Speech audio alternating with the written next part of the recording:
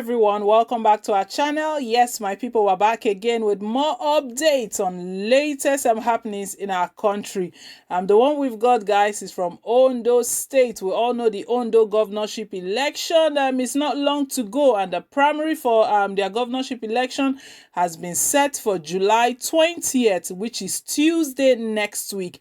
With that in mind, there are still some crises lingering around within the Ondo State chapter of the All Progressive Congress, guys. It looks like the APC crisis is not leaving anytime soon, as there are still factions within the All Progressive Congress. The incumbent governor, the person of Ūncěrtaiñty, is on different path against the other 11 aspirants. We'll get all of the details in a moment, guys. But before we do, please, if you haven't given us a thumbs up, do give us a thumbs up, and don't forget to subscribe as well. Hit on the subscribe button, my people. It really does mean a lot to us. Thank you once again for your continuous support. Yes, and we'll get straight into the news and get all of the details. Uncertainty looms in Ondo as APC ignores demands by 11 aspirants move to hold primary on July 20th. Indications emerged that the ruling All Progressive Congress APC will proceed to conduct the governorship primary election in Ondo State without granting the demand made by the 11 aspirants. 11 out of 12 aspirants cleared for the primary had, in a letter to the APC national leadership, demanded that the direct mode of primary should be used instead of the indirect mode that the party approved for the exercise. The only person that did not kick against the indirect primary approved by the party is the incumbent governor of Ondo State, Oluwarotimi. He's not opposing the indirect mode. Meanwhile, the chairman of the All Progressive Congress Committee in Ondo, Governor Bello, said that nobody has the right to dictate to the APC the mode of primary to use in the election. Bello made that disclosure after the inauguration of his committee by the Mala Birni-led caretaker committee in Abuja yesterday.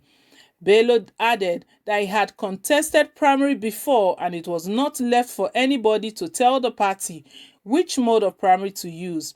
He added that the Independent National Electoral Commission, INEC, has already published the indirect primary the APC chose, so the party's choice is clear to all.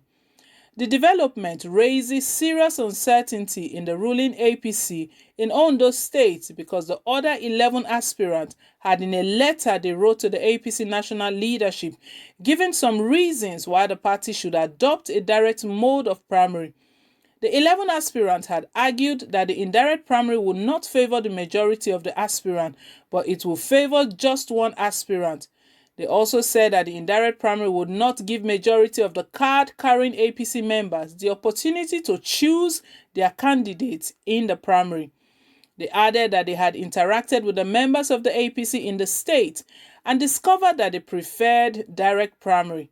The aspirants also preferred direct primary because it is more open, more democratic, and more popular with the people than the indirect primary, which can be manipulated to favor one aspirant at the expense of the others. They added that the direct primary will not disenfranchise the majority of the party members, as they will have the opportunity to vote for a candidate of their choice, and other aspirants will support whoever wins the direct primary. But going by the disclosure made by Bello, it means that the APC will go ahead with the indirect primary despite the demand to adopt direct primary made by the 11 out of the 12 aspirants of the election. The decision of the APC to ignore the demands of the overwhelming majority of the aspirants would most likely open more cracks in the party. It may throw up more crises or even outright defection by the 11 aspirants. They have advised that if their demand was not heeded, it could have some consequences. The 11 of them have their influence and are popular in their own rights. They have their loyalists and supporters who will stand by them in any decision they choose to take. They feel that the indirect primary will not favor them, and they ask the APC leadership to use a more democratic direct primary mode, but the request did not get the approval of the party. They may choose to build a consensus arrangement to support one of them to challenge Akeredolu. They may still choose to play the spoiler in the election itself. Alternatively, they may choose to defect to another party to contest the primary and contest for the governorship election still. In this case, it will affect the structure and support base of APC in Ondo simply because the demand made by the 11 out of 12 aspirants was not granted. The APC still has time to look inwards and see a way to resolve the issue. The party can still adopt the direct mode since majority of the aspirants and their supporters prefer it.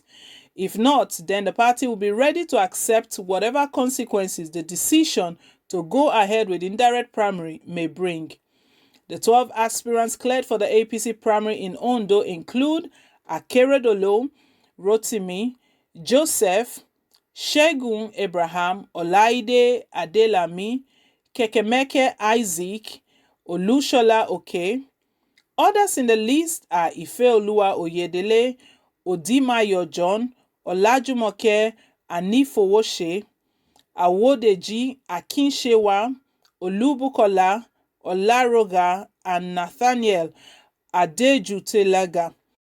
The 11 aspirants against indirect primary may make their decision known in the coming few days since the APC will be using the indirect primary despite their demand for the party to use direct mode of primary. So my people, yes, Ondo State wants to start having its own share of this crisis. Remember, this was the same thing that Edo State went through that led to the defection of Godwin Obaseki, that he had to leave the All Progressive Congress and move to the PDP.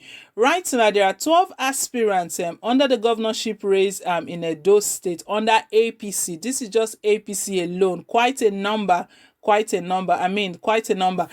it looks like only Akeredolu, I don't know if he has got some agreement with the caretaker committee that replaced the National Working Committee, or if he's got an agreement with the with INEC as well, because it looks quite alarming, and it's quite strange to see that it's just the incumbent governor that's on one side, and the 11th other 11 aspirants, they are against the indirect. What they want the direct mode so that the people can choose and decide on who their leader will be. But right now, it's been said that this decision of the caretaker committee to adopt the indirect mode will definitely get some consequence, because maybe at the end of the day, some party members may move to join PDP and then try to project from there. And we can see that if they do that, it means the crack in APC will be getting stronger. And what the caretaker committee told Nigerians when they took over from the National Working Committee, they claimed that they were going to bring unity back to the party. They were going to bring peace back to the party. But it doesn't look like peace and unity is coming to APC anytime soon. It looks like it's getting worse.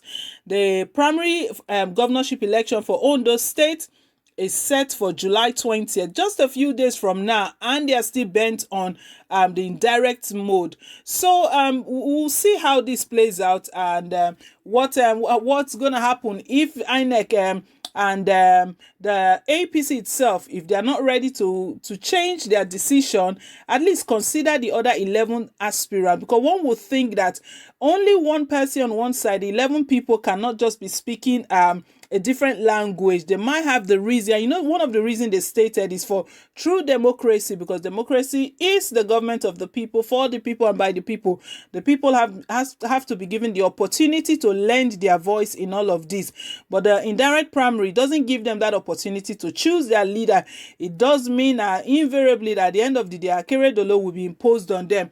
I really don't know. I'm not supporting that Akeredolu has to come back, or he doesn't have to come back, but at least let there be a fair process like they are clamoring for. Let it really be a true test of democracy in that state, in Ondo State. So guys, leave your take, leave your comment down below in the comment section. Let's know what you think all about this going on in Ondo State. Want to say a big thank you once again, guys. Please, if you haven't given us a thumbs up, do give us a thumbs up, and don't forget to subscribe as well. Hit on the subscribe button. Till I come your way again with more updates. It's bye for now, and God bless.